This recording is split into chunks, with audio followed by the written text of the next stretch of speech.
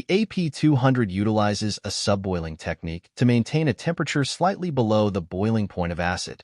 Subboiling reaches vaporization without boiling and therefore reduces tiny droplets and aerosols which can contain impurities. Therefore, accurate temperature control is the key factor in subboiling. Nowadays, all acid purifier manufacturers claim their products work under subboiling conditions. However, the results are different. Let's take a look at their way of temperature control. Some purifiers do not monitor the heater's temperature at all. The drawback? Frequent visual checking and manual adjustment of heating power is required to avoid boiling. Some purifiers control the heater's temperature by limiting heater power.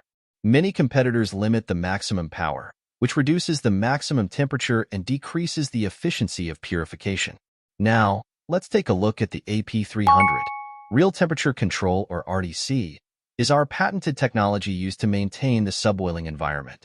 The specially treated temperature sensor has the same corrosion resistance as PTFE material.